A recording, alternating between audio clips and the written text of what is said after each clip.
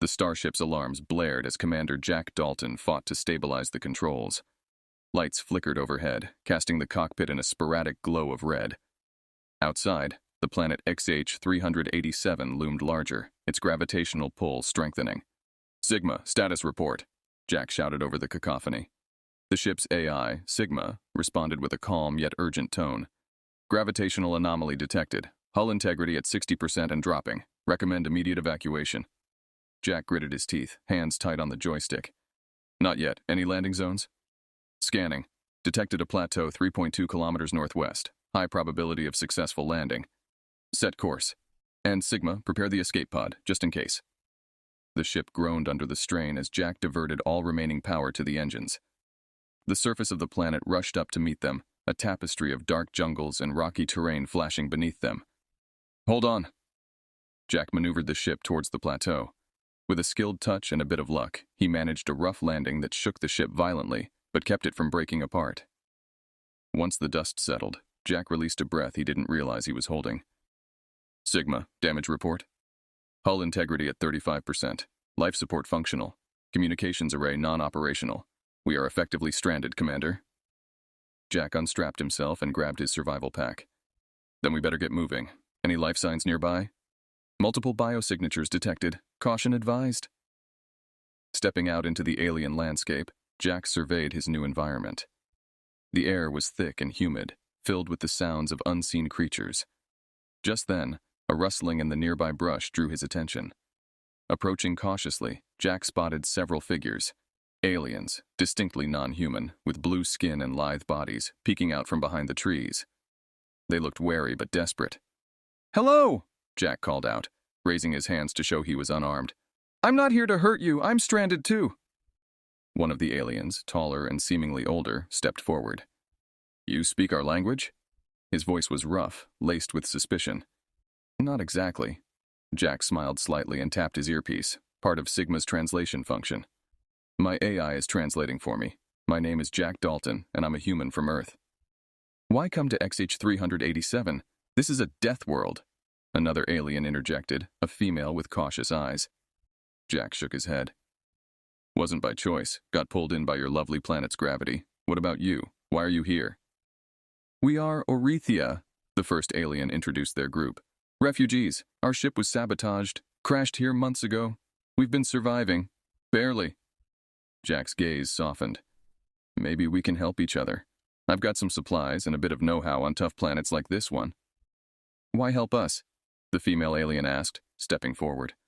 Her tone was mixed with curiosity and mistrust. "Because it's the right thing to do," Jack said simply, "and because I can't survive alone on a death world either. We're better together."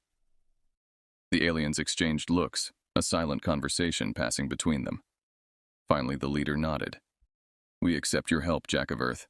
I am Torin, and this is Mina." "Great," Jack grinned.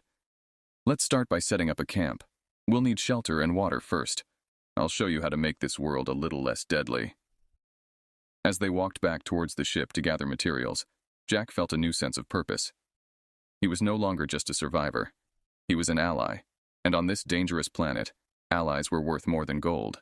Jack and the group of Orethia, led by Torin and Mina, made their way through the dense jungle that enveloped much of the area surrounding the crash site.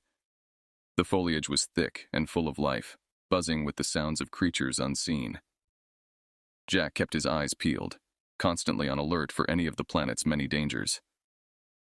"This place, it's always testing us," Torin said, his voice low as he hacked at a thick vine blocking their path. "The animals here, they're like nothing we've encountered before." Jack nodded, pulling a compact machete from his pack. "Sounds like a typical death world. I've read about them in the academy. Never thought I'd actually end up on one." Mina, who had taken a position near Jack, looked around nervously.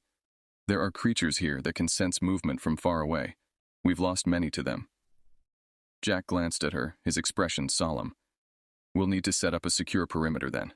Tonight, we'll work on fortifying a camp. Tomorrow, we start setting traps and alarms." The group eventually cleared a small area that seemed relatively safe and began the task of setting up a temporary shelter using materials salvaged from Jack's crashed ship. Sigma, functioning through Jack's earpiece, provided valuable instructions and advice on building durable structures. As they worked, Jack took the opportunity to learn more about the Erythia. So, Torin, tell me more about where you come from. What's happening that made you leave? Torin sighed, pausing in his work. Our planet, Erythia, is in a region of space that's become a battleground for two powerful coalitions. We're not fighters. We didn't stand a chance when they came. So we fled. Mina interjected, tying off a part of the shelter's frame. Our journey led us here. We thought we could hide, that nobody would follow us to such a hostile place. Jack's heart sank at their story. You've been through a lot, but you're not alone anymore. We'll figure this out together. As the day faded into evening, they finished their makeshift camp, a simple structure of metal and fabric that would protect them from the smaller creatures and elements of the planet. Jack then began setting up a series of basic traps and sensors around the camp's perimeter, explaining their function to the Erythia. These sensors will alert us if anything big comes close, Jack explained as he activated one of the devices. And these traps, he said, setting a net trap under some loose soil, will give us a chance to either get away or defend ourselves if needed. Mina watched intently, her eyes sharp with interest. You know much about survival? Jack chuckled. I guess you could say it's part of being human. We're pretty good at getting ourselves into trouble, so we have to be good at getting out of it too. Night fell, and the sounds of the jungle grew louder, more intense. Jack sat with Torin and Mina by a small fire, the light flickering against their tired but determined faces. We should take turns keeping watch, Jack suggested. Anything could happen on a DeathWorld like this. Torin nodded in agreement. I will take the first watch. Your devices are helpful, but I trust my eyes more. Jack settled back against a log, feeling the weight of exhaustion pull at him. Wake me for the second shift. We'll make it through this night. As the fire crackled, the trio sat in a wary peace, surrounded by the unknown perils of XH-387, each lost in thought about the days ahead. Jack, though far from home and on a dangerous alien planet, felt a flicker of camaraderie in the shared struggle for survival. After a restless night where the jungle's eerie symphony played ceaselessly, the first hints of dawn brought a semblance of calm to the alien landscape. Jack rose from his makeshift bed, stretching his limbs and scanning the perimeter. Satisfied that their defenses had held through the night, he nudged Torin awake. Your turn for some rest, Jack said softly, handing over a thermal blanket. Torin nodded, his eyes heavy with fatigue. Nothing approached during the night. The sensors work well. Jack prepared a quick breakfast from their dwindling supplies, sharing what he had with Mina and Torin.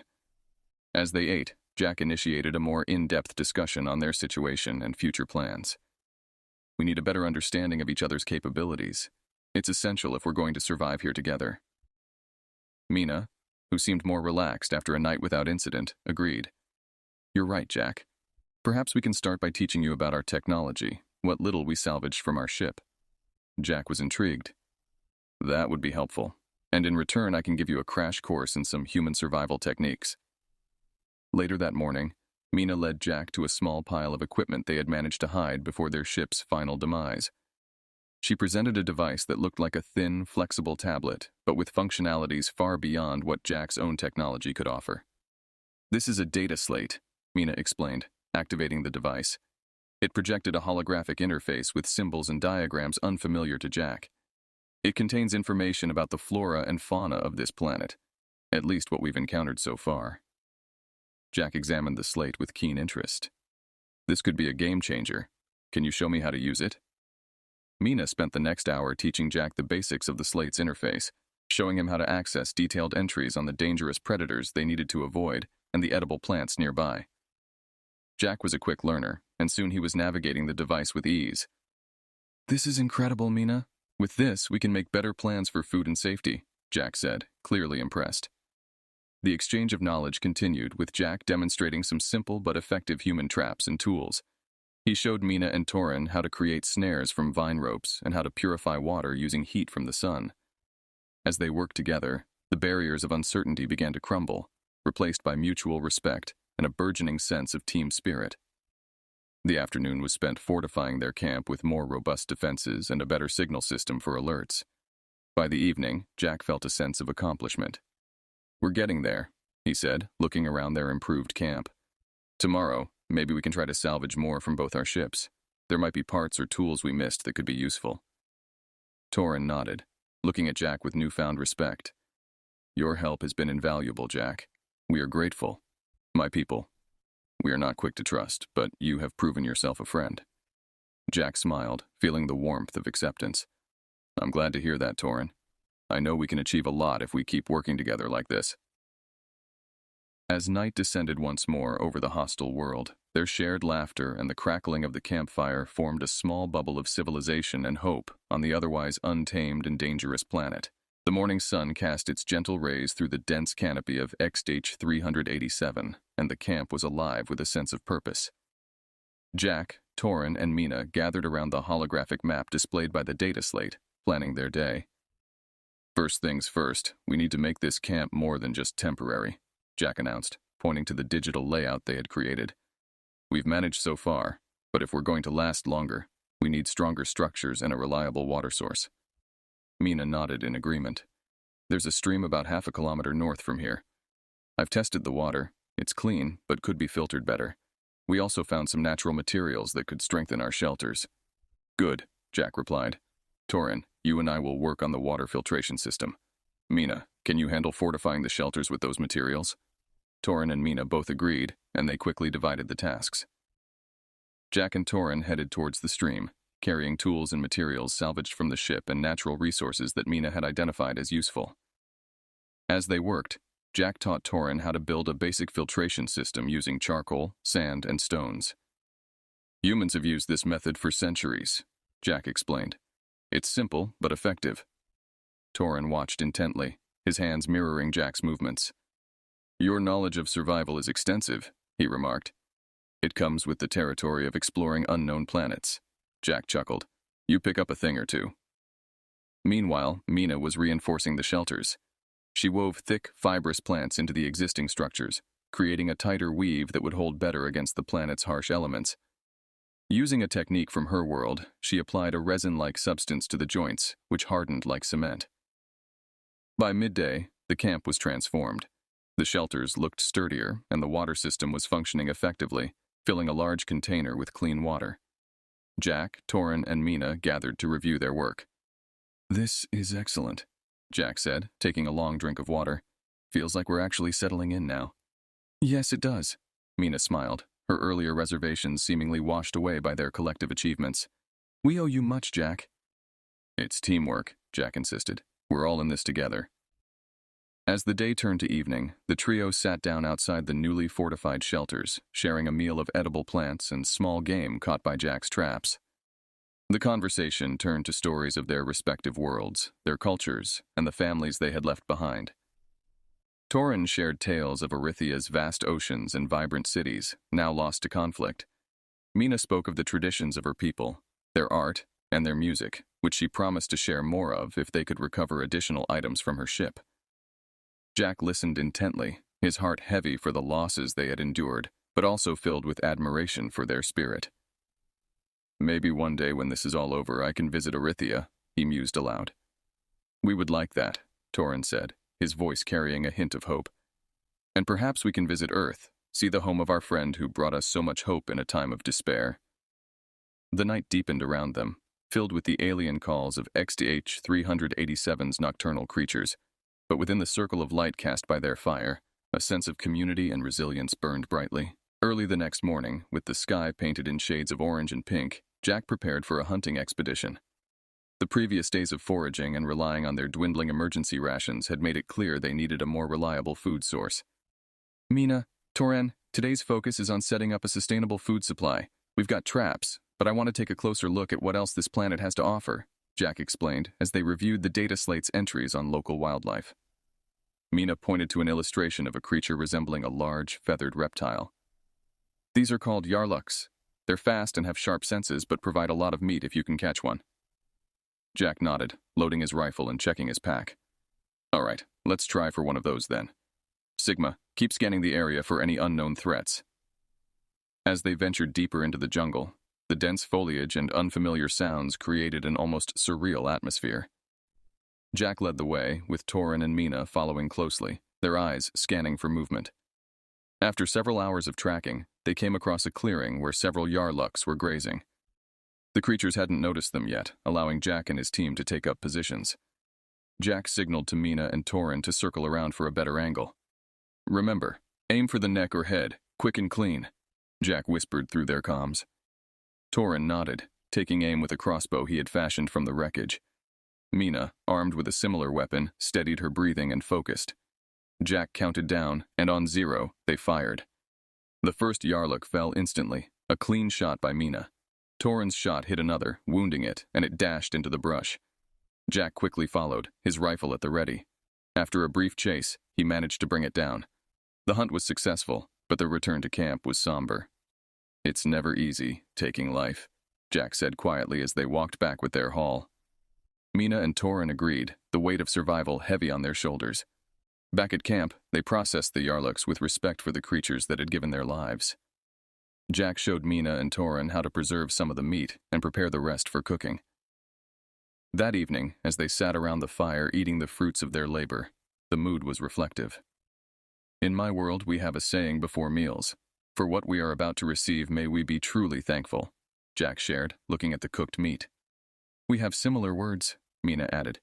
"It is a reminder of the cycle of life and our place within it." The meal nourished more than their bodies.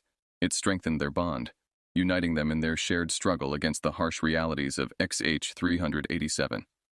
As night fell and the sounds of the jungle rose around them, there was a sense of accomplishment and a deeper understanding of the delicate balance they had to maintain to survive on this unforgiving world.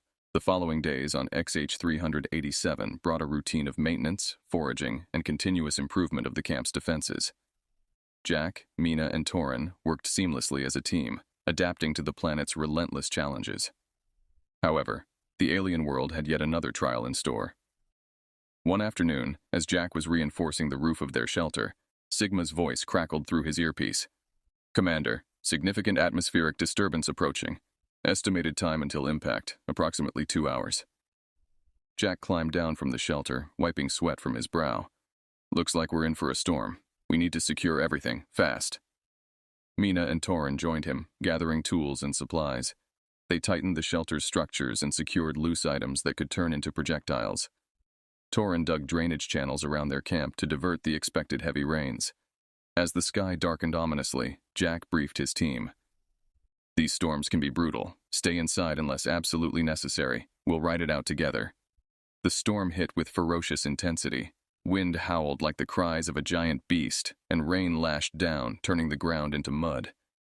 Inside the main shelter, the trio listened to the roar of the storm, speaking in shouts to be heard. Mina looked anxious, her eyes wide as the shelter creaked under the strain. "I've never seen weather like this," Jack reassured her. "The structures will hold. They're built to withstand much worse." Hours passed, the storm showing no sign of abating. Amidst the chaos, a loud crack echoed as part of their shelter's support beam split. Without hesitation, Jack grabbed his toolkit. "I've got to fix that before it gives way. Cover me." Torin nodded, grabbing another tarp to help shield Jack from the worst of the rain. Together, they braved the torrential downpour, Jack working quickly to brace the beam with metal rods and extra planks. Finally, as quickly as it had arrived, the storm began to wane.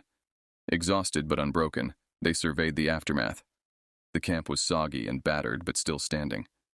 Mina, who had been silently praying, let out a sigh of relief.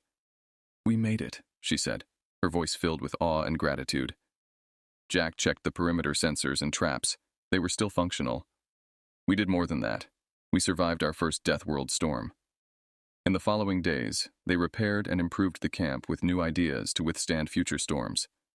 During a scouting trip for additional materials, Jack discovered a geothermal vent not far from their location. "This could be a game changer," Jack said, explaining its potential for heating and energy. "We could set up a more permanent base here." Mina and Torin were intrigued. With a stable heat source, we could survive the winter months. Torin considered the possibilities. The discovery marked a turning point. With renewed vigor, they began planning a move to the vicinity of the geothermal vent, laying the groundwork for what could become a long-term settlement. Their spirits lifted by the prospect of greater security, they worked with a sense of hope and determination, ready to face whatever challenges XEH-387 might throw at them next. Weeks had passed since the storm, and the new camp near the geothermal vent had become a robust settlement. The heat source provided energy and warmth, crucial for the approaching colder season on XH387. Jack, Mina, and Torin had started to feel a semblance of normalcy in their daily routines when an unexpected discovery shook their newfound stability. While expanding the perimeter of their camp, Mina stumbled upon a buried piece of technology. It wasn't from their ship or any tech they recognized. "Jack, come look at this," she called out, brushing dirt from the metallic surface. Jack examined the device, a compact, drone-like object, partially corroded but still emitting a faint signal. "This is a scout drone, but it's not one of ours. Sigma, can you make anything out of this?" After a brief analysis, Sigma responded, "This drone is not registered to any known galactic faction. However, its technology suggests it is designed for reconnaissance and possibly espionage." "That's not good," Torin murmured, his brow furrowing. "If this drone is here, others might be coming." "We need to assume we're about to have company," Jack concluded. He considered their options, tapping into his training for such scenarios. "Let's prepare for the worst. We'll beef up our defenses and set up surveillance around the camp." Over the next few days, they worked tirelessly to fortify their position. Jack trained Mina and Torin in the use of basic human weaponry and tactics, while Sigma was tasked with intercepting any signals from incoming ships. Their preparations proved timely. Sigma soon detected an encrypted transmission from orbit, indicating a ship's impending arrival. "They're not broadcasting any identification. It's likely they're not here for a friendly visit," Jack said, his voice tense. "We won't let them take us without a fight," Mina declared, her determination echoing Jack's. Torin nodded in agreement. "Our people have already lost too much. We stand our ground here." The alien ship landed a day later, a sleek and menacing vessel that made no attempt at communication. As its hatch opened, several armored beings stepped out, scanning the area with advanced weaponry. Jack signaled to Mina and Torin to stay hidden until he gave the word. From behind cover, they watched as the beings started towards their camp. Jack waited until they were within range before giving the signal to ambush. The battle was swift and fierce. Using the element of surprise and their knowledge of the terrain, Jack, Mina, and Torin managed to disable the intruders.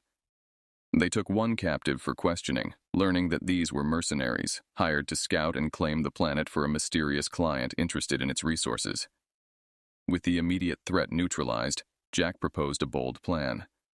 "Let's use their ship. We can send a message back to their employers, warn them that this planet is under our protection now." Using the mercenaries' equipment, they crafted a warning signal detailing the planet's defenses and their resolve to protect it. Jack hoped that the bluff about the planet's dangers and their preparedness would deter further incursions. After sending the message, they released the remaining mercenaries, watching as the ship retreated into space. "Let's hope that's the last we see of them," Jack said, though he knew the galaxy's politics were complex and often unpredictable. As they returned to their camp, the weight of their situation settled in. "We're not just survivors now. We're defenders of this world," Torin said, a hint of pride in his voice. Mina looked around their fortified home, then at Jack. "Thanks to you, we have a chance to make a stand." Jack smiled, feeling a profound connection to these people and this rugged planet they were calling home. "Let's keep building, keep planning. We've shown we can protect this place, and we'll do it again if we have to." Under the cover of early morning shadows, Jack, Mina, and Torin fortified their positions around the newly established base near the geothermal vent. After intercepting the threats from the mercenaries' employer, they knew an attack was imminent and prepared to defend their home on XH387. "Check all the perimeter sensors and ensure the camouflage is active," Jack instructed as they finalized their defenses. The traps they had set up around the camp were designed to utilize the natural hazards of the planet, turning the environment into a formidable ally. Mina, reviewing the placement of the traps, nodded in approval. "Everything's set. These traps should give us the upper hand." Torin, ever vigilant, monitored the radar. "Contacts incoming. Looks like they're sending ground troops first." As the enemy approached, the tension among the trio was palpable, but so was their determination. Jack coordinated their positions using hand signals, positioning himself with a clear view of the advancing troops. Mina and Torin were concealed in sniper nests, high above the ground, their weapons trained on the path leading to their camp. The first wave of mercenaries came into view, cautiously moving forward, unaware of the extensive preparations awaiting them. As they triggered the first set of traps, chaos erupted. Nets sprung from the ground, entangling several invaders, while hidden turrets opened fire, taking advantage of the confusion. Jack signaled Mina and Torin to hold their fire, conserving ammunition for a more direct assault. The mercenaries, realizing they were outmatched by the unexpected defenses, attempted to retreat, only to find their path blocked by more traps. "Push them back now," Jack shouted, and with precise, coordinated shots, they managed to incapacitate several more mercenaries. The battle was intense but brief. The mercenaries, unprepared for the ferocity and ingenuity of the defenders, were quickly overwhelmed. The few who remained were captured, and Jack led the interrogation. "Why are you here? Who sent you?" Jack demanded, his voice firm. The captured leader, weary and defeated, finally spoke. "We were hired to clear this planet for resource extraction. Didn't expect such resistance." Jack glanced at Mina and Torin, a silent agreement passing between them. "Let your employers know this planet is protected. We are not leaving. Any further attempts will be met with the same resistance." Releasing the mercenaries with a warning, Jack and his team watched as the enemy hastily departed. With the immediate threat neutralized, they returned to their base, their spirits lifted by their victory. "We've done more than survive. We've claimed this world as our own," Jack said, looking out over the landscape that had become their home. Mina placed a hand on his shoulder, her eyes bright with tears of relief and pride. "And we'll defend it, as many times as we need to." In the following days, they strengthened their defenses and expanded their living areas, preparing for the possibility of future conflicts. But more importantly, they started broadcasting messages into space, reaching out to other potential allies and refugees in need of a sanctuary. As they gathered each night, watching the stars and sharing their hopes for the future, Jack, Mina, and Torin knew they were no longer just survivors or refugees. They were pioneers on a new frontier, founders of a beacon of hope on a once hostile world, now their home.